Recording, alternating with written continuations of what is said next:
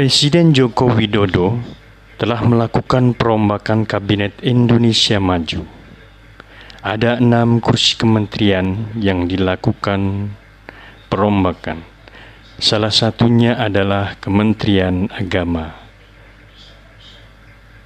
Kementerian Agama dipercayakan kepada Yakut Khalil Qaumas atau akrab disapa Gus Tutut atau Gus Yakut. Gus Yakut adalah putra dari Kiai Muhammad Khalil Bisri almarhum dan cucu dari Kiai Haji Bisri Mustafa Rembang almarhum. Lelaki kelahiran Rembang 4 Januari 1975 ini masuk dalam jajaran Menteri Kabinet Indonesia Maju yang diumumkan Presiden Joko Widodo pada 22 Desember 2020 di Istana Negara Jakarta. Presiden Jokowi rencananya akan melantik Gus Yakut pada 23 Desember 2020 sebagai Menteri Agama yang menggantikan Jenderal Fakhrul Razi. Dalam organisasi Nahdlatul Ulama NU, Gus Yakut adalah Ketua Umum Pimpinan Pusat Gerakan Pemuda Ansor Nahdlatul Ulama. Ia juga pernah menjadi pengurus cabang GP Ansor Rembang dan mendirikan Persatuan Mahasiswa Islam Indonesia PMI cabang Depok tahun 1999. Sedangkan karir politiknya, Gus Yakut saat ini merupakan anggota DPR RI fraksi PKB dari daerah pemilihan Jawa Tengah dan menjabat sebagai Wakil Ketua Komisi 2 DPR RI. Pada tahun 2012, Gus Yakut juga pernah menjadi Wakil Ketua DPW PKB Jawa Tengah.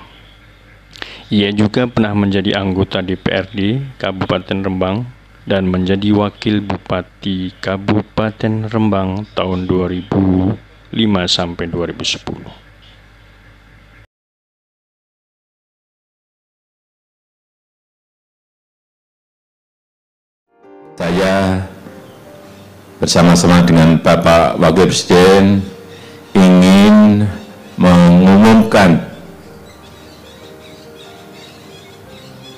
menteri-menteri baru yang akan duduk di anggota Kabinet Indonesia Maju adalah Bapak Yakut Khalil Qaumas. Akan kita berikan tanggung jawab sebagai Menteri Agama. Assalamualaikum warahmatullahi wabarakatuh. Melalui Kementerian Agama, saya akan melakukan apa yang paling baik untuk bangsa dan negara ini. Yang berikutnya yang saya harus sampaikan adalah bahwa setelah nanti resmi menjadi Menteri Agama, yang pertama ingin saya lakukan adalah bagaimana menjadikan agama itu sebagai inspirasi, bukan aspirasi.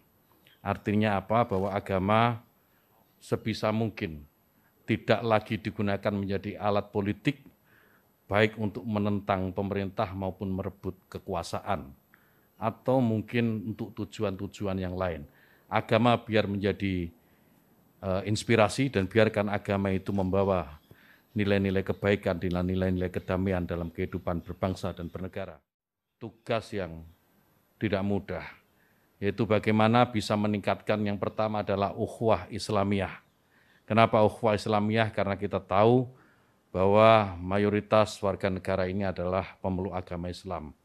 Maka negara ini akan damai, negara ini akan tentram jika sesama Muslim, sesama umat Islam ini memiliki ukhuwah atau persatuan di antara mereka. Yang kedua, meningkatkan ukhuwah watoniyah atau persaudaraan sesama warga bangsa. Kenapa ini penting? Karena kita tahu bahwa Indonesia ini merdeka, Indonesia ini lepas dari jajahan kolonial, itu karena perjuangan oleh semua agama, bukan hanya Islam. Umat Muslim, kaum Kristiani, Hindu, Buddha, Konghucu, dan semua agama yang ada di Indonesia pada waktu pergolakan kemerdekaan mereka terlibat. Sehingga maka penting ukhuwah watoniyah ini kemudian kita bangkitkan kembali agar tidak ada satu kelompok pun, tidak ada satu agama pun yang mengklaim merasa paling memiliki negara ini. Semua berhak memiliki negara ini. Kemudian yang ketiga, ukhuwah basyariah, persaudaraan atau persatuan sesama umat manusia. Saya sering mengutip dalam beberapa kesempatan apa yang disampaikan sahabat Nabi, sahabat Ali karamallahu wajhah, bahwa mereka yang tidak saudara dalam iman adalah saudara dalam kemanusiaan. Ini saya kira penting untuk menjadi kesadaran bagi seluruh warga bangsa ini. Jika ini dilakukan, maka saya meyakini ke depan Indonesia dengan jauh lebih tentram dan pembangunan yang tadi sudah disampaikan oleh beberapa calon menteri tadi, itu akan lebih mudah untuk diwujudkan.